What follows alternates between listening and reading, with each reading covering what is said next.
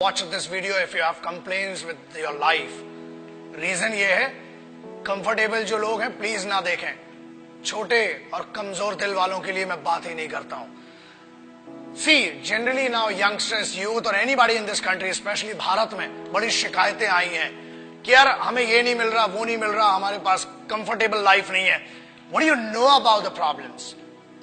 The guys, those who face the highest trouble and the biggest problems of this country, the least paid by the government, but has the biggest pride to be called the soldiers of this country and soldiers of Indian armed forces. मैं उन सिपाहियों की बात कर रहा हूं. Example, जब ये वीडियो देख रहे हो ना, तब हजारों लोग वहां सियाचिन ग्लेशियर में, शायद आधों को तो नक्शा भी नहीं पता होगा, सैन फ्रांसिस्को ऐसा बता देते हैं मैप पे आजकल बच्चे.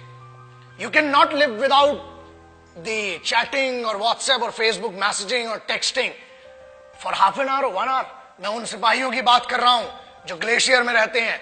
8G, 10G, 4G, 8G सब इधर चलता है दोस्त. वहां कोई जी नहीं होता है. वहां पर सिर्फ गालियां सुनाई देती हैं उस साइड से, और यहां से खड़े होके भारत माता के लिए खड़े हुए. Remember one thing, they are not there. They are not fighting for this country only because they hate the enemy. वो इस देश में रहने वाले लोगों से बहुत मोहब्बत करते हैं, इसलिए वो वहां पर है. They are not there for the payment which is given to them. They are not there for the privileges which are not given to them. Privileges are given to you. The facilities are given to you. फिर भी इतनी complains. अरे पानी गिर गया, हम college नहीं जा पाएंगे, ये हो गया. बहुत कंप्लेन्स है माँ बाप से इन बच्चों को. Remember that. दोस्त, कंप्लेन करने के लिए बहुत लोग हैं, लेकिन वो कंप्लेन नहीं करते हैं. क्यों नहीं करते हैं? Because they are fighting for this land, they are fighting for this country, they are fighting for that emotion of freedom. They are fighting for that emotion which belongs to you, which doesn't belong to them. वो एक sense of responsibility, sense of security आपको देने के लिए वो रात भर खून में खड़े हुए हैं. आप बात करते हो -50 जनरल टेम्परेचर है सियाचिन ग्लेशियर का. -50 जनरल. जब आप ये वीडियो देख रहे हैं, हजारों सिपाही आज भी अपने खून को सुखाकर वहां पर लड़ रहे हैं. They cock up their rifles, they write their last letters to their families, और उसके बाद एक दूसरे की नजरों में इसलिए देखते हैं कि मेरे यार ये नहीं पता कि कल मैं तेरे साथ बैठकर खाना खा पाऊंगा कि नहीं.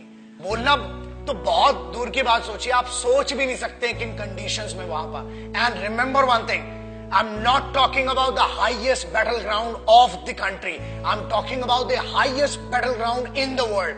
This is the only place which is called the highest battleground in the world, and it is written in the history of the world wars. It is written in the history of warfares.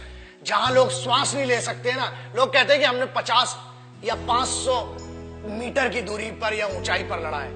ये हजारों metre की ऊंचाई पर है, जहां सांस नहीं आती है, दिखाई नहीं देता है. वहां पर भी वो सिर्फ जज्बा है जो जिंदा रखता है लड़ने के लिए और इस देश की रिस्पेक्ट के लिए. किसी बेवकूफ गद्दार ने भी बीच में कुछ कहा था कि Indian army is rapist in Jammu and Kashmir. अरे बेवकूफ, फौज रेप करती है ना तो हथियारों से करती है, और होल होके तुम्हारा रेप निकलेगा. याद रखना, ये तो कॉन्स्टिट्यूशन है कि हमें फौज की आज भी एथिक्स और इज्जत है कि फौज आज भी कुत्तों को नहीं मारती, इसलिए बचे हुए हो.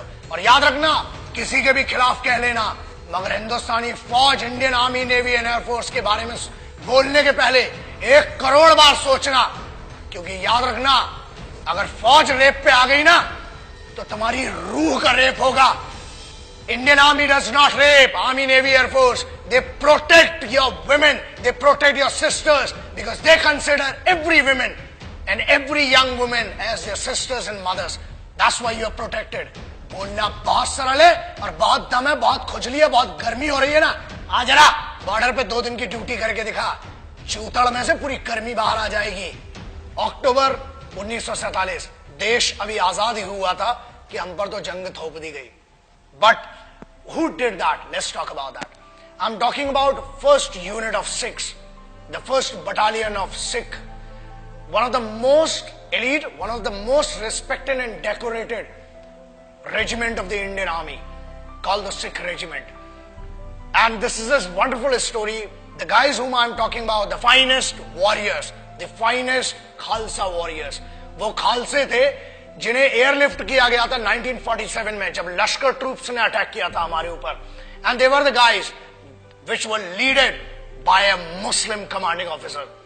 That makes me feel that pride of being an Indian. एक ऐसी सिखों की पूरी पलटन जिसे एक मुस्लिम कमांडिंग ऑफिसर ने लीड किया, and this has gone in the history of wars. दुनिया में कभी भी इतना खतरनाक ऑपरेशन नहीं हुआ, और उस सिख रेजिमेंट ने they protected the guys. And whom did they protect? The bigger question is that. याद रखिए, फौज कभी ये नहीं पूछती, और ना ही उनने 1947 अक्टूबर में पूछा कि हम हिंदुओं को बचा रहे हैं कि मुसलमानों को, कि सिखों को, कि ईसाइयों को. हम हर उस इंसान को बचा रहे हैं जो भारत में पैदा हुआ है, जो एक हिंदुस्तानी है, जो एक भारतीय है. I am talking about the organisation which in none of the cases can be called corrupt or can be called manipulated organization. The most pious and the most respectful organization of this country, the institution of this country, is called the Indian Armed Forces. So that's why I always say respect our forces, because they are the actual protectors and actual sons of this country. Jai Hind, Vande Mataram.